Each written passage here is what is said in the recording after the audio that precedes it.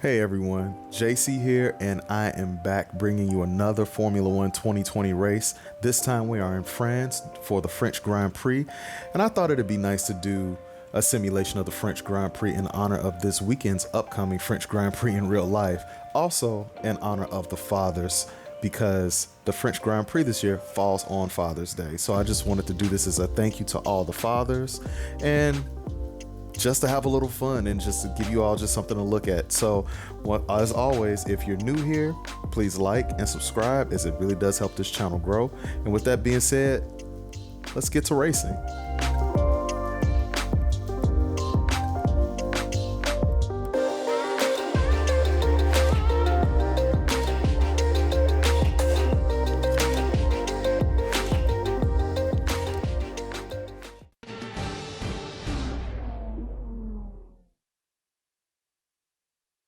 It's that time once again, the final moment before lights out and the charge down to turn one. Who will come out on top at Paul Ricard today? We'll find out soon as the French Grand Prix gets underway.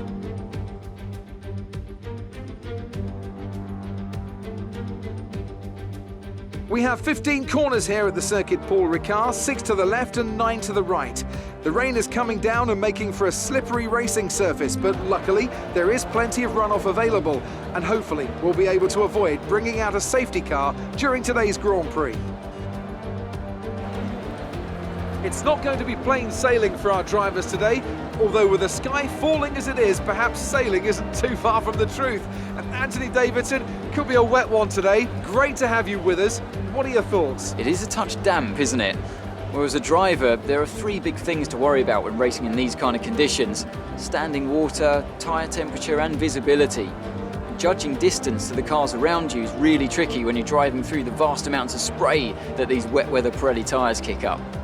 Let's run you through the driver grid order for today's exciting race. An immense lap from Lewis Hamilton yesterday puts him on pole position, and Max Verstappen lines up alongside. Looking down the rest of the grid, we have Bottas, Leclerc, Daniel Ricciardo, and Perez, Albon, Vettel, Sainz, and Lando Norris, Ocon, Gasly, Lance Stroll, and Kvyat, Russell, Magnussen, Roman Grosjean and Kimi Raikkonen, Giovinazzi and Nicholas Latifi. And with lights out just moments away, it's time to go down to the track.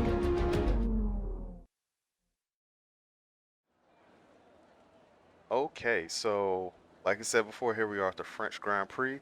I'm actually in Lewis Hamilton's Mercedes, and as you can see, I actually qualified in pole position, so I'm a bit happy about that. And here, you know, it looks like the rain is ceased up just a little bit, but I chose to race in the rain because this weekend the forecast for France, well, where the Grand Prix is actually forecast for rain. So I just thought that it would be very interesting and a bit, you know, provide a bit more challenge, a bit more of a challenge and more entertainment for you all to race in the rain. So with all that being said, the last thing that's left for me to do is to just check my my pit strategy here and then go from there.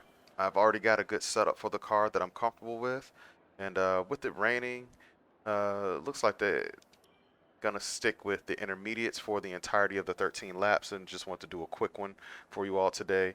And 15 laps of fuel, I'm okay with that. I think that's pretty good starting out. Well, you know what? Actually, let's go with 14 laps of fuel. About 14 and a half. To make myself a little bit lighter.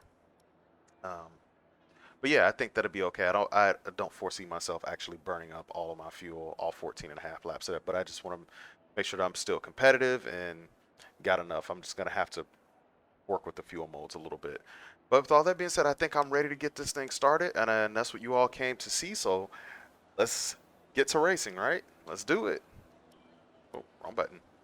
Now we're going to get to racing. All right, hoping for a great start here. Okay. Not a bad start, not a bad start at all.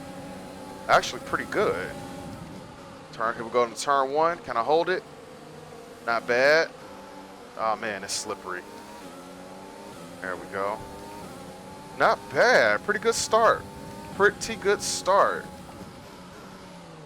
You know, these intermediate tires are actually pretty phenomenal, provided that it just doesn't rain entirely too hard. But it looks like, who was that in my rear view? Max Verstappen? Yep, seems about right. Yeah, I cut that a little too narrow. Here we go. Down the front straight. Well done, mate. Nice start. Thank you, sir. As always, Hamilton and Verstappen, right?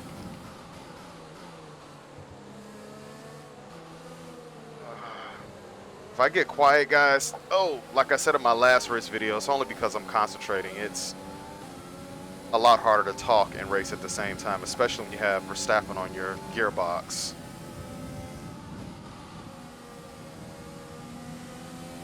I lost a little too much speed there.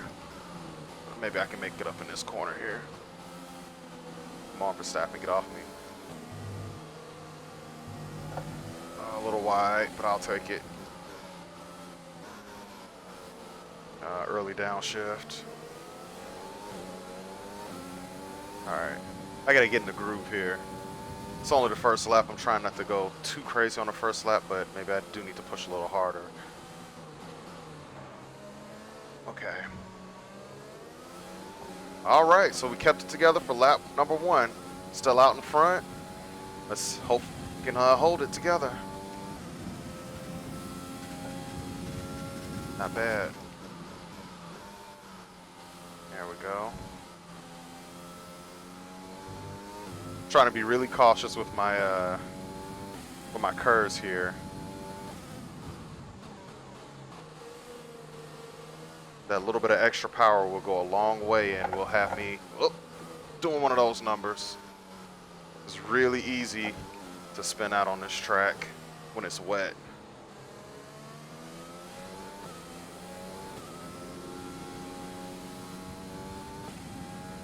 Oh, lost it a little bit there. So something about this track is that it's a really fast track on a drive, and it's still really fast in the wet too. It's just extremely slick. Some other tracks, you know, with the right tire combination, you can still get a decent amount of grip with the, with the intermediates or the full rain wets, but I'm all over the place. But with this track, it is pretty slick. Oh, Grosjean's out, huh? The safety car is out. We need to form up at a reduced pace. Keep a close eye on that delta time. Make sure to keep it positive. Okay, will do. There we go. It's positive now. Man, I was kind of getting into a groove, and then that really just took me out of what little bit of a groove I had.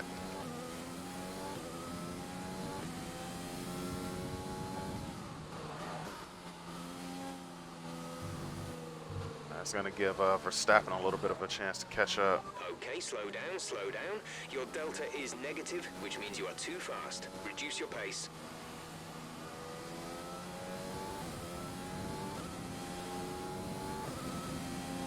Okay. Let's lift it. Can we go? Do we got a green?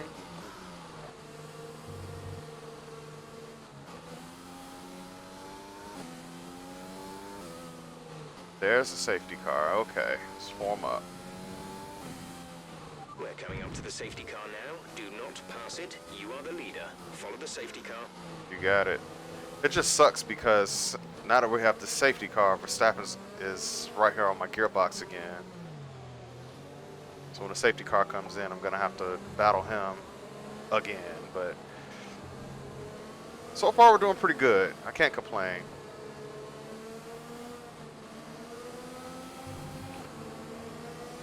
So I know there are quite a few people who are not really big into Formula One 2020, but I actually think it's a fairly good sim. Visually, it's amazing in my opinion. It's not on the level of like a Assetto Corsa, a modded Assetto Corsa with Sol and custom shaders pack, but it's still pretty good in my opinion. I'm actually pretty excited for Formula One 2021 coming up next month. In the comments below, guys, let me know if you're excited about it or not, or even if you're interested in it. And if you are interested and or excited about it, let me know why. Definitely want to know why. I'm personally interested in the story mode that I want to see what tweaks they're going to have to it. I'm sorry, the career mode, my career. Looks like it's a little bit more reality show drama, but we'll see. Oh, might make for a more immersive experience, and I almost ran into the back of the safety car. Let me focus up here for a bit.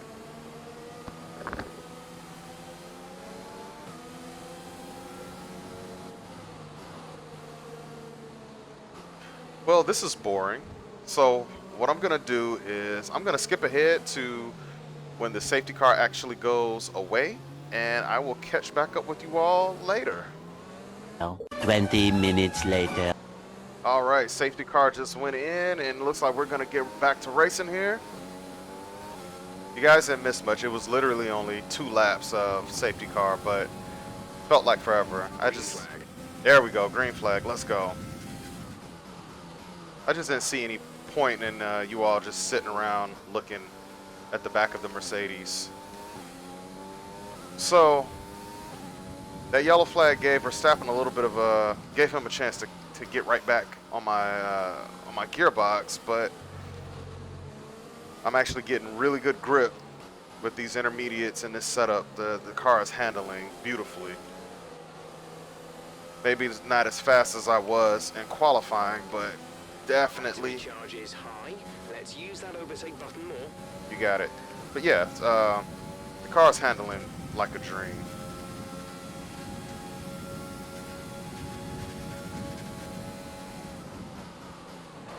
Ooh, a little bit of a lockup. The thing about this circuit is that I know it's not very narrow, but for me it always felt very narrow. And then with the rain, it just makes the track even that much more narrow because you're restricted to literally the racing line. You have a little bit of a very tiny bit of variance in the line that you can take. Oh, crap. But as soon as you get out of that line, it's just, oh man, it just gets extremely slippery. It's so easy to spin.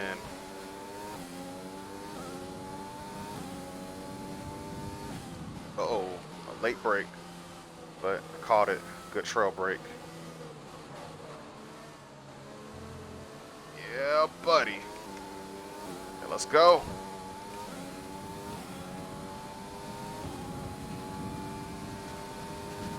All right, 6 laps The down. fastest lap of the race. Keep this up. Gap to teammate behind Thank is 1.5 seconds. Ooh. Okay, so Bottas isn't that far behind. So is Bottas in second now? He passed Verstappen?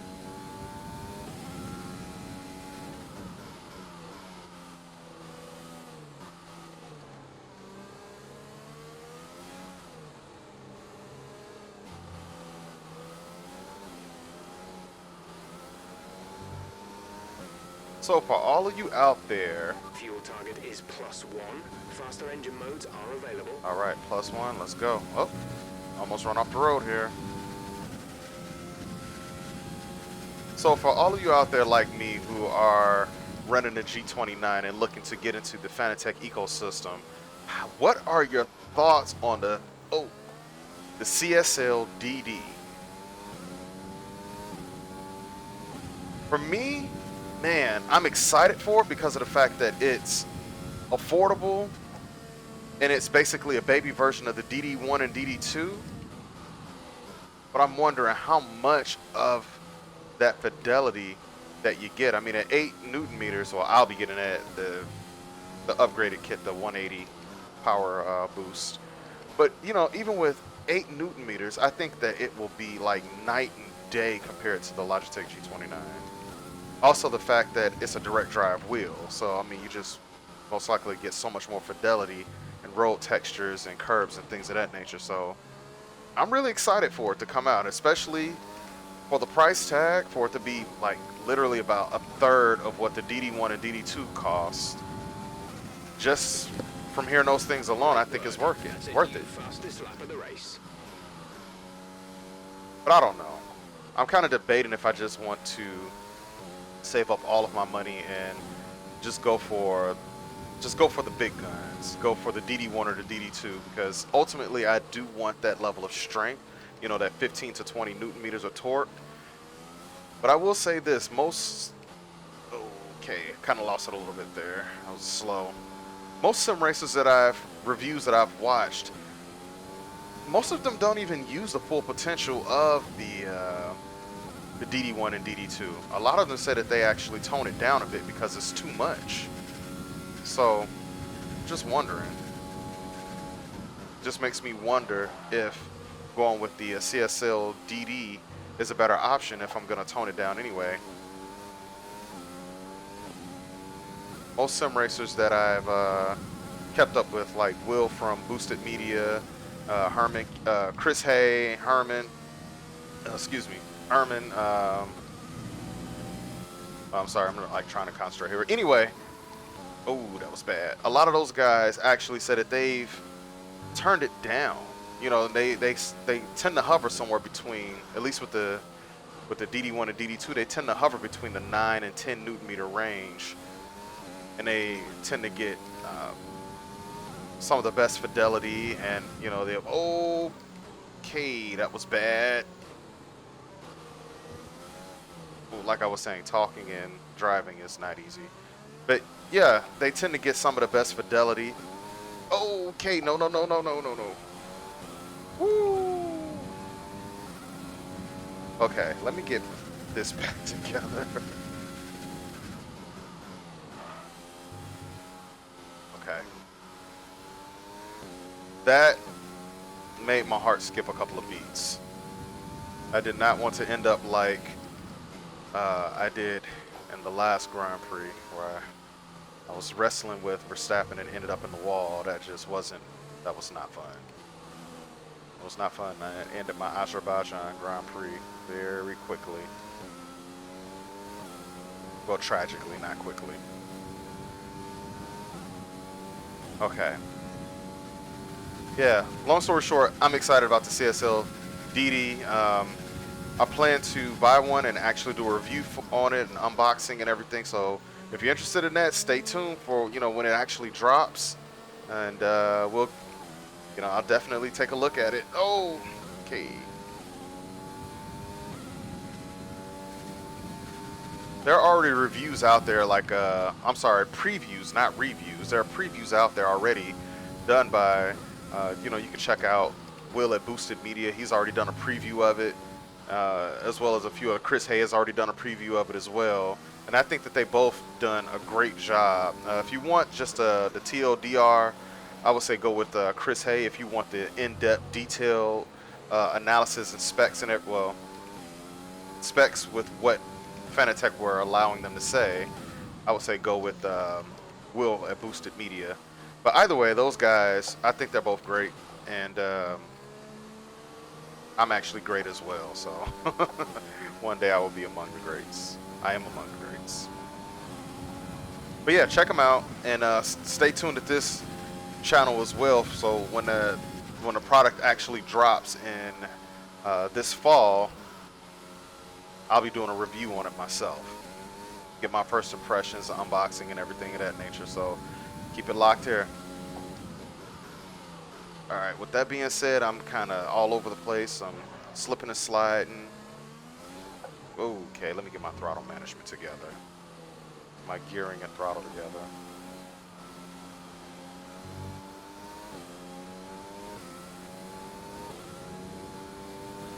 There's 5 laps of fuel remaining. There we go. It's much better.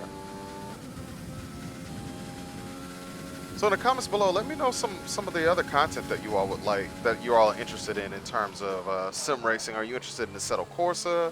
Most people are definitely interested in the Assetto Corsa Competizione. Assetto Corsa, I was thinking about doing a few videos when it comes to modding and just how I have my setup. But let me know if you all want to see something like that. I know that there are a lot of videos out there, but you know, if you all want to see my twist on it, let me know. I'll definitely do something to accommodate that.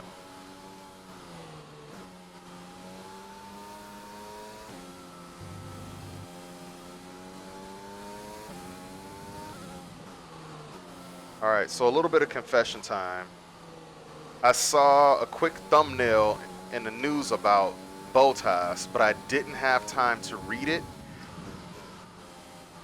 Sound off in the comment section below on, because by the time this video goes live, I will have read the news on what's going on with bow ties and Mercedes. I saw something else in regard to George Russell and Mercedes as well. So sound off in the comments below on what you all's thoughts are on that stuff, on the news regarding bow ties to George Russell and Mercedes, and we could definitely have a conversation on that. I'm definitely interested to hear what you all think and feel. I mean, just really this season so far in Formula One has been a very interesting season. I mean, it's the rivalry between Hamilton and Bottas, and then Sebastian Vettel with Aston Martin, and it's just a whole bunch of other things going on that have just been really interesting in the sport, and I'm just really excited to see how the rest of the season is going to play out.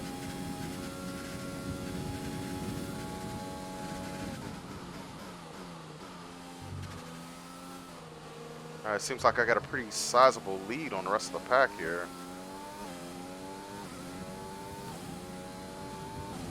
I think I may be ready to go to that next level of difficulty. I mean, right now I'm at a medium difficulty. Looks like I might be ready to take it up a notch.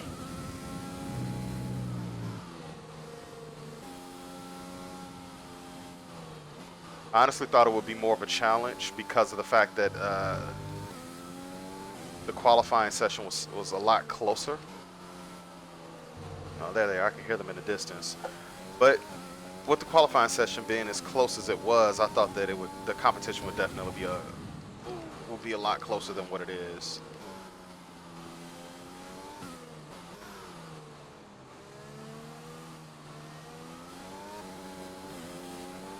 There's 4 laps of fuel remaining. Gotcha. I will say this, Lewis Hamilton is a beast in the rain, so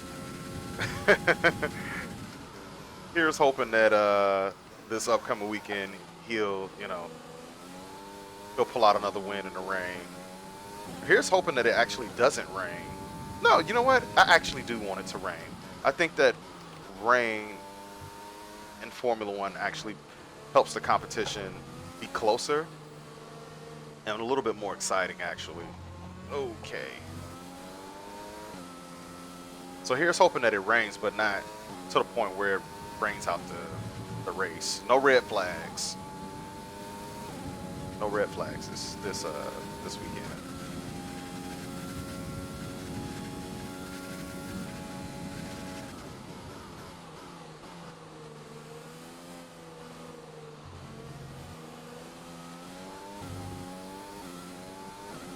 This rain could be with us for a while. Light rain conditions for the foreseeable future.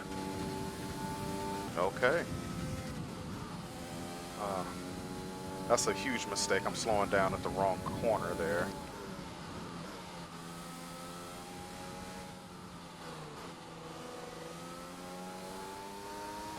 Okay.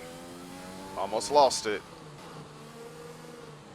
So something that I find really, well, I'm not going to call it interesting, but one of my gripes with the Logitech G29 pedal set is that it is, like, trail braking with this thing is terrible. Terrible. Even with the modded even with the modded spring and damper, trail braking is awful. I mean, it's doable in Formula One 2020, but... Good job. That was the fastest lap of the race so far. Thank you.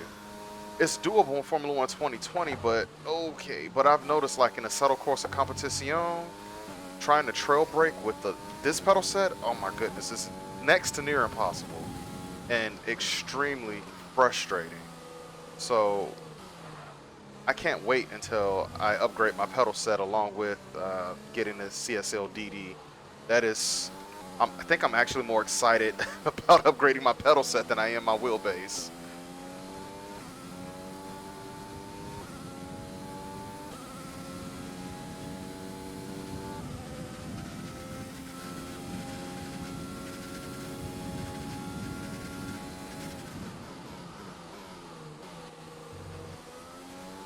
So for all you fathers out there, what are your Father's Day plans? What do the kids have planned for you? What does the wife have planned for you? What are you looking forward to? You know, that's something that... Got 2 laps of fuel left. Got it. I'm actually looking forward to fatherhood. I'm not a father yet, but my wife and I, we definitely want to have some children, and I can't wait, honestly. I'm really excited. But yeah, sound off in the comments below with that too. I'm like saying a whole bunch, bringing up a lot of conversation topics, but I'm really interested to hear what everyone has to say, things that they have going on in their lives. I mean, you know, I'm a people person, and I just feel like, you know, we were all put here to help each other out and just get to know one another and just experience this beautiful world together. And of course, Formula One racing. This is your final lap of the race. Final lap. All right, it went by pretty quickly.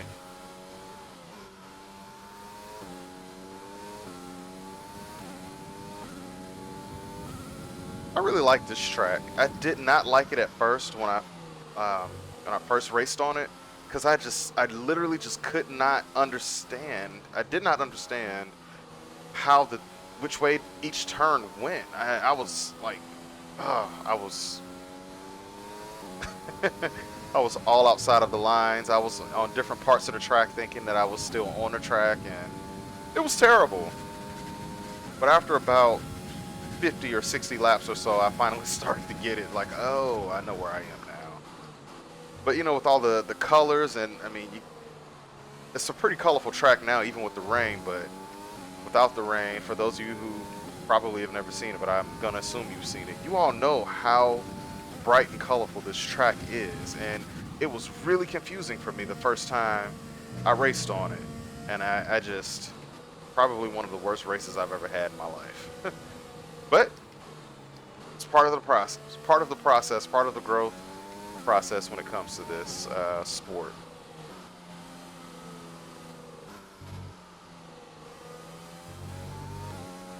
All right, we are nearing the end here. There's a couple more corners, and we might be taking this one home. Taking home the checkered flag. Unlike last time, I had a huge DNF. And just like that, we have taken the checkered flag of the French Grand Prix. Nice. You worked hard for that one. Congratulations. It was a bit easier than I thought it was going to be, and I apologize, everyone, if it wasn't that entertaining. But if you stuck with me through the end, I really appreciate it. And I just want to say, hey, this is for all you all out there that are fathers, and I just thought it'd be just a nice little treat just to get on and just share this experience with you. Tell me, Ant, how do you think they were able to deliver such an incredible result today? Well, they clearly have a car that comes alive in the kind of conditions we were dealing with today. It's a very balanced package in the wet, and what that means is that the drivers have confidence to attack. And having that confidence gets you on the power earlier, it lets you brake later, and can put you a long way up the road. So after a magnificent race, we can now see the drivers making their way to the podium. Once again, it's the Silver Arrows who take top spot, a well-earned victory for Mercedes.